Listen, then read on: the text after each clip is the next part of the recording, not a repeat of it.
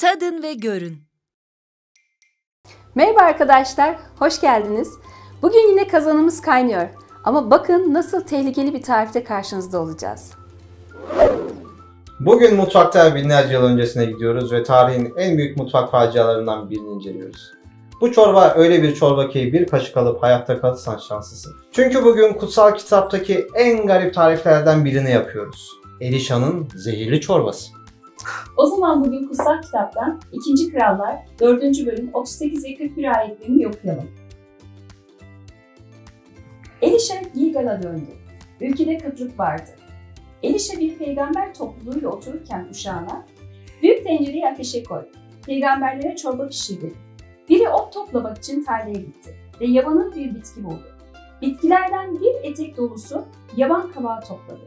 Getirip tencereyi doğradı. Bunların ne olduğunu kimse bilmiyordu. Çorba yenmek üzere boşaltıldı. Ama adamlar çorbayı tadar tatmaz, "Ey Tanrı adamı, zehirli bu!" diye bağırdılar ve yiyemediler. Elişa "Biraz un getirin" dedi.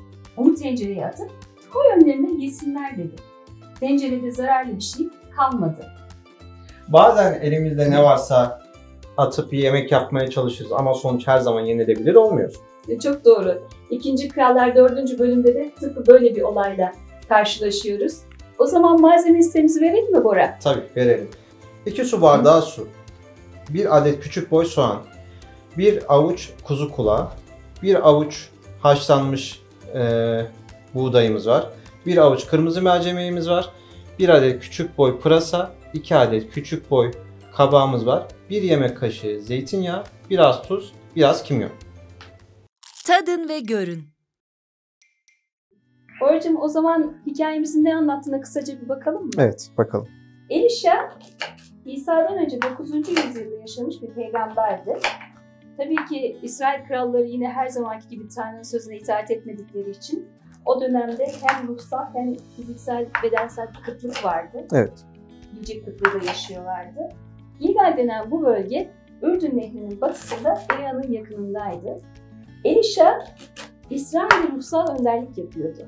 Aynı zamanda krallara bir de ruhsal liderlik yapıyordu.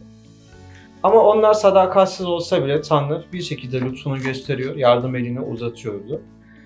Elişa'nın öğrencileri açlıktan kırılırken yardımcısına talimat veriyor. "Kazanı ateşe koyun, içine ne bulursanız koyun." Ve sonra ne oluyor biliyor musun? Devreye bizim acemi şef giriyor. Ve tarlaya dalıyor, önüne ne gelirse poşetine koyuyor. Bu yararlı mı, yararsız mı, zehirli mi, zehirsiz mi hiç düşünmüyor. Bu yenir mi, yenmez mi hiç umurunda değil. Tarif mi? Kimin umurunda? Zehirli mi? Deneyip göreceğiz. Yani sonuçta diyorlar ki biz açız. Önümüze bir şeyler koy da ne koyarsan koy diyor. Ama biz de mutfaklarımızda bazen deneme yanılma yoluyla yemekler yaparız ama her şey de denenmez ki. Kesinlikle. O zaman şimdi bu doğradığımız sebzeleri zeytinyağıyla kavurup pişirmeye bırakalım. İçine koyalım. Evet, içine koyalım.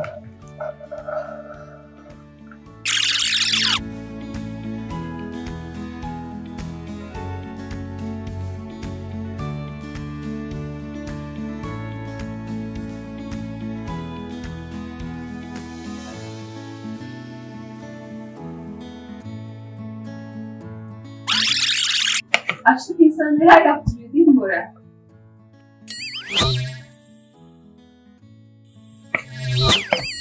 Bora, yemek ne durumda? Pardon. Et dolu bir sofra hayal ediyordum, dalmışım. Şimdi sebzelerimizi kavurduk. Üstüne su ilave edip pişirmeye bırakıyoruz. Piştikten sonra tekrardan sizlerle beraber olacağız. Tadın ve görün. Yanlış kaynaklardan beslenmek hem fiziksel hem de ruhsal olarak böyle bir şey işte. Tehlikeli. Aynen dediğin gibi. Otları tanıyan birinin rehberliğine ne kadar büyük ihtiyacımız varmış değil mi? Tıpkı kendi hayatlarımızda da kendi anlayışımıza, kendi bilgimize güvenmeden önce Tanrı'nın rehberliğine ihtiyacımız olduğu gibi. Evet, onlar büyük bir hata yaptılar. Acaba bu hatadan geri dönülebilir mi? Elbette geri dönülebilir. Çünkü Tanrı sıradan şeyleri bile kullanarak mucizeler yapıyor. Evet, haklısın. Elişa çorbayı dökmek yerine ne yapıyor? İçine un atıyor. Peki sence de un zehri nötralize eder mi? Pek sanmam. Çünkü unda büyülü bir şey yoktu. Ama Tanrı neyi kutsarsa o temiz oluyordu. Tıpkı hayatlarımızda giden kötü durumlar gibi. Bazen yanlış kararlar veriyoruz, bazen yanlış şeyler yapıyoruz. Ama Tanrı'nın eli değdiğinde her şey değişiyor. Haklısın. 2. Krallar bölümünde pek çok mucizeden bahsediliyor. Peki bu mucizede bize anlatılmak istenen nedir? Bazen hayatımızda her şey bitmiş gibi görünebilir ama bizler nasıl tepki veriyoruz? Öğrenciler çorbadan zehirlendiklerini anladıklarında bir telaşa kapıldılar. Ama Elisha Tanrı'ya güvenerek sakinliğini korudu. Peki biz yaşamlarımızda Elisha gibi mi tepki veriyoruz yoksa öğrencileri gibi mi tepki veriyoruz? Önemli bir soru sordun. Tanrı'nın gücü hayatlarımızda hem fiziksel hem ruhsal zehirleri temizler. Tıpkı beslenmemize nasıl dikkat ediyorsak ruhsal olarak da neyle beslendiğimize çok dikkat etmeliyiz mesajını alıyorum ben. Bence ruhsal olarak Tanrı tarafından beslenmek en güzeli. Şimdi de fiziksel olarak besleneceğimiz çorbanın tadına bakalım. Önce sen bak.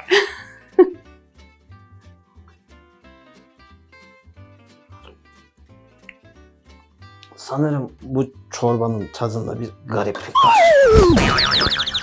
Bora iyi misin? Ben iyiyim, sen devam et. Arkadaşlar bir dahaki programda görüşmek üzere. Unutmayın kazanın başında kimin olduğuna dikkat edin. Cennet bahçesindeki meyve salatasından kuzunun düğün yemeğine. İşte tadın ve görün. Tadın ve görün.